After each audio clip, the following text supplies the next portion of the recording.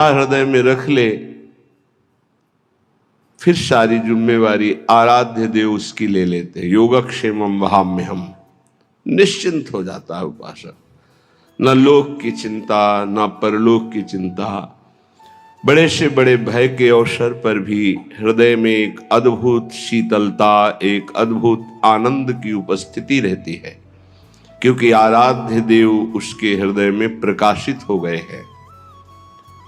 जब तक कोई अन्य भरोसा, अन्य आश्रय है, तब तक उपास्य देव त्रिगुण माया का पर्दा लगाकर हृदय में ही छुपा छुपी का खेल खेलते रहते हैं। श्रीपाद प्रबोधानंद जी महाराज कह रहे हैं, क्यों अन्य का आश्रय ले रहे हो? अन्य में आपका शरीर भी है, आपका अंतःकरण भी है, आपका स्वभाव भी है, और आपका शारीरिक संबंध भी है, आपका इंद्रियों से भोगों का संबंध भी है। ये सब अन्य के अंतर्गत आता है। अनन्य में एक ही बात केवल होती है, आराध्य देव बस, कुछ और नहीं। मेरे तो गिरधर गोपाल, दूसरो न कोई, ये केवल अनन्यता का स्वरूप है। श्रीपाद बहुत करुणा करके कई श्लोकों में इस शब्द का प्रयोग किया है। कह रहे मरिष्यसि कदा सखे त्वमिति किम विजानासि किं शिशोः श्रुत तरुणस्य वा न खलु मृत्युराकस्मिकः तदद्य निरवद्य धीर वपुरिन्द्रियासक्ति को न किंचन विचार द्रुतमुपैः वृंदावनम। हे सखे, मरिष्यसि कदा, तुम्हें पता है तुम्हारा शरीर कब छूट जाएगा, किस दिन तुम्हारी मृत्यु होगी, तुम्हें पता है? क्या तू ऐसा जानता है कि तेरी वृद्धावस्था में ही मृत्यु होगी? तो गलत तेरी सोच है। शिशो हो, शिशु अवस्था में भी हो सकती है, सुतरुणस्य, सुंदर जवानी में भी मृत्यु हो सकती है। खलु मृत्यु राकस्मिक, अकस्मातिक, कभी भी किसी भी समय किसी अवस्था में हो सकती है। तदद्य निरवद्य धीर वपुर इंद्रिया शक्ति को, इसलिए मेरी बात मान लो। यदि अपनी इंद्रियों को तुम रोक पाओ और मन को नाम में लगा दो प्रिया प्रीतम के, तो ये जीवन तुम्हारा सार्थक हो जाएगा, धन्य हो जाएगा। नहीं, अच्छे अच्छे मृत्यु का अवसर आने पर भयभीत हो जाते हैं। ध्यान रखना, मृत्यु ऐसा भयावह नाम है जो सबके होश उड़ा देती है, पर जिनके होश श्री जी के चरणों में समर्पित है वो मृत्यु के होश उड़ा देते हैं। मृत्यु भय प्रदान करती है, वो ऐसी अभय अवस्था में होते हैं कि मृत्यु भी कुछ नहीं बिगाड़ सकती।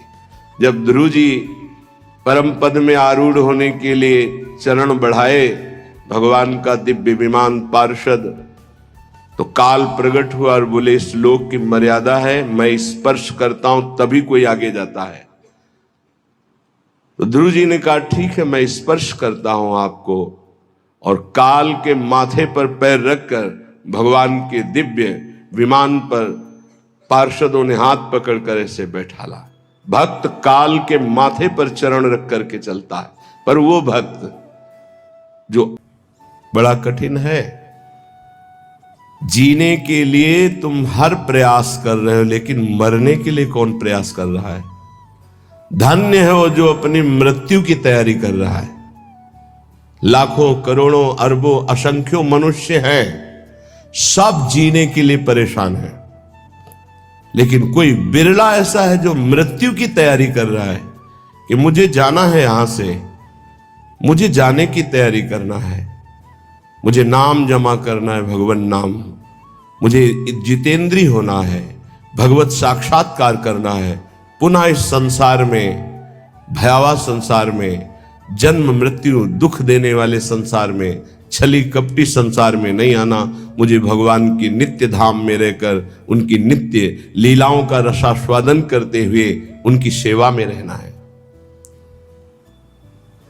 ये पहली तैयारी हुई एक श्लोक में कि आप सोचो तुम्हारी मृत्यु होगी, कब होगी, किस समय होगी, कुछ पता नहीं, किसी भी समय हो सकती है। खलु मृत्यु आकस्मिक अकस्मातिक, तुम्हें पता भी नहीं चलेगा। खेल खेल में हंस रहे नाच रहे पधार गए। धैर्यवान बनकर मृत्यु पर विजय प्राप्त करने की तैयारी कोई बिरला करता है, एक कोई फर्क नहीं। प्रवचन की बात नहीं है, अगर हृदय में नाम चल रहा है तो कोई फर्क नहीं है। हर समय अपनी बैग तैयार है, टिकट पास है, जहां जाना है वहां पता है, फोन से पहले बात हो चुकी है कि मैं आ रहा हूं, तैयारी फिट है, वहां से उत्तर आ गया है, आ जाओ। अब बोलो क्या परेशानी? कोई परेशानी नहीं। जिसकी तैयारी नहीं होती, अचानक कोई बात होती है, वो परेशान हो जाता है। जैसे आपके घर में अचानक 50 लोग आ जाए, अब आप परेशान हो जाएंगे। वही जब तैयारी करते हैं तो 500 लोग बारात में आते हैं, आप खूब आनंद पूर्वक उनका स्वागत करते हैं, क्योंकि आपने तैयारी कर रखी है। ऐसे ही मृत्यु के स्वागत की आपने क्या तैयारी की है? उत्तर सबके हृदय में एक ही आएगा, कुछ नहीं। तभी वो भयावह है, तभी वो महान दुख देने वाली है। यदि विवेकवान हो जाओ तो तुम मृत्यु की तैयारी कर लोगे। वो आखिरी तैयारी गुरु कृपा से होती है, और जिसने वो तैयारी कर ली वो निर्भय हो गया, निश्चिंत हो गया, निशोक हो गया। ये तैयारी हम क्यों नहीं कर पाते?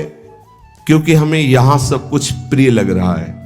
ये देह प्रिय लग रहा है, मकान प्रिय लग रहा है, पुत्र पत्नी परिवार प्रिय लग रहा है, तो हम तैयारी यहां की सब कुछ कर रहे हैं। लेकिन हमको ये पता नहीं कि अचानक हमारा ट्रांसफर हो जाएगा, अचानक हमारा शरीर छूट जाएगा, और उसकी तैयारी न होना सबसे बड़ी हानि होगी। क्योंकि अन्य किसी योनि में आप कुछ तैयारी कर सके मृत्यु से बचने के, ऐसा कोई उपाय नहीं है।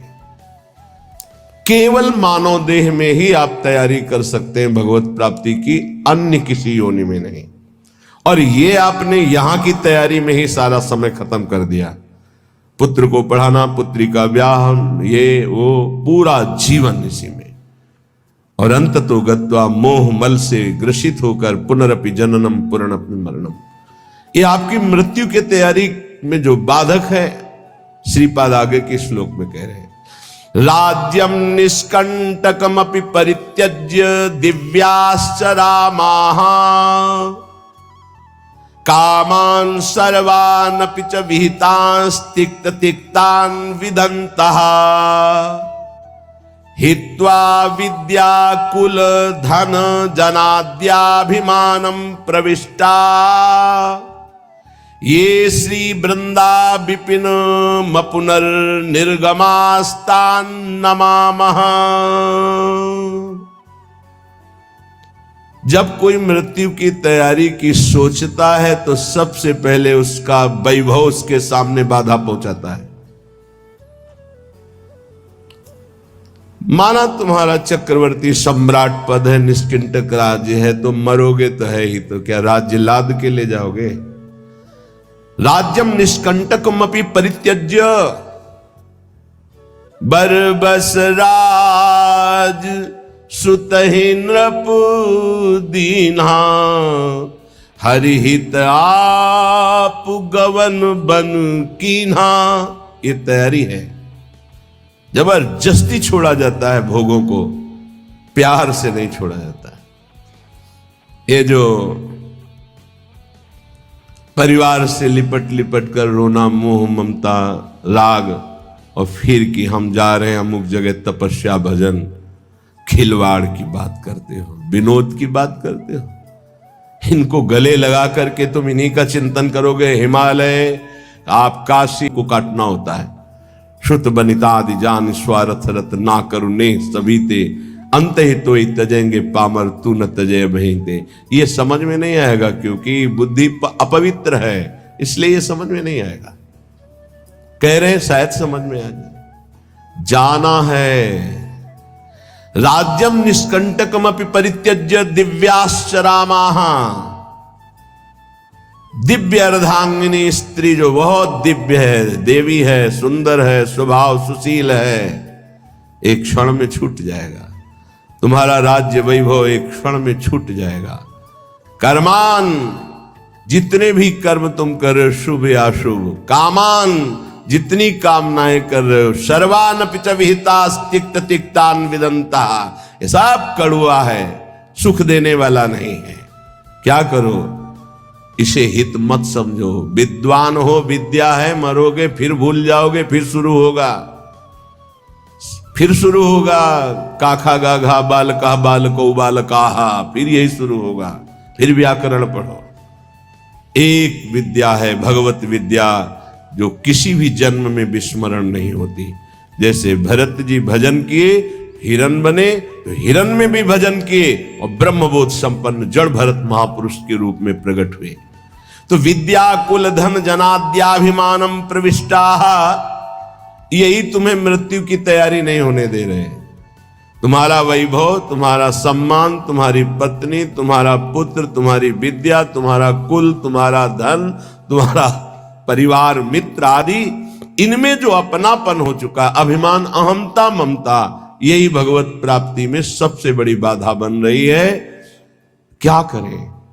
बोले धन्य भाग है उनका जिन्होंने इन सबसे राग त्याग कर प्रिया प्रीतम के चरणों में अनुराग प्राप्ति के लिए कमर कस के ये सी वृंदा विपिन मपुनर निर्गमास्तान नमामः।